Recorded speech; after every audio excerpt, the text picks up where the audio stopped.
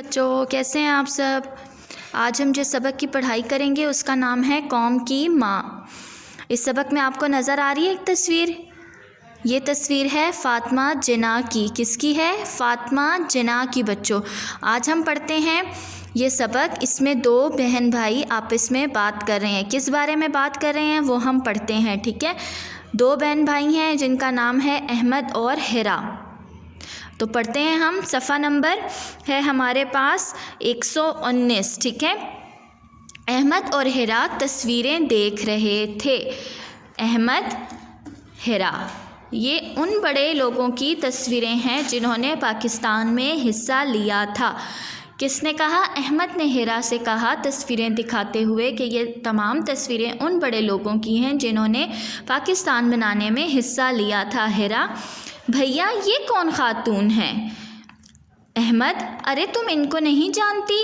اچھا تم قائد اعظم کو تو جانتی ہو نا؟ حرا: ہاں، قائد اعظم نے تو پاکستان بنایا تھا۔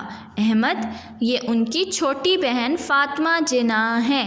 جیسے تم میری چھوٹی بہن ہو اسی طرح یہ قائد اعظم کی چھوٹی بہن تھیں۔ ہم سب انہیں مادر ملت بھی کہتے ہیں۔ حرا: مادر ملت کا کیا مطلب ہے؟ احمد: اس کا مطلب ہے پوری قوم کی ماں۔ کیا مطلب ہے بچوں مادر ملت کا؟ مادر ملت کا مطلب ہے پوری قوم کی ماں۔ حرا: مگر انہیں مادر ملت کیوں کہتے ہیں؟ احمد: اس لیے کہ انہوں نے پاکستان بنانے میں قائد اعظم کا بہت ساتھ دیا۔ حرا: قائد اعظم اپنی بہن سے بہت پیار کرتے ہوں گے جیسے آپ مجھ سے کرتے ہیں۔ احمد: ہاں، قائد اعظم ان سے بہت پیار کرتے تھے اور وہ بھی قائد اعظم کا بہت خیال رکھتی تھیں۔ حرا: بھیا آج آپ نے مجھے بہت اچھی باتیں بتائیں۔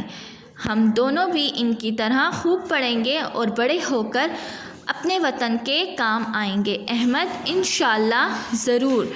تو بچوں آپ لوگوں نے بھی اسی طرح محنت کرنی ہے، اچھے اچھے کام کرنے اور اپنے ملک کا نام روشن کرنا ہے، ٹھیک ہے؟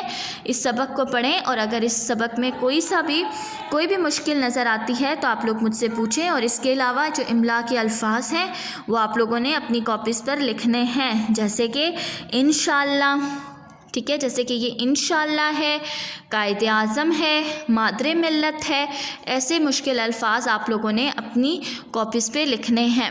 سب بچے اپنا خیال رکھیں، گھر پہ رہیں، محفوظ رہیں۔ اللہ حافظ۔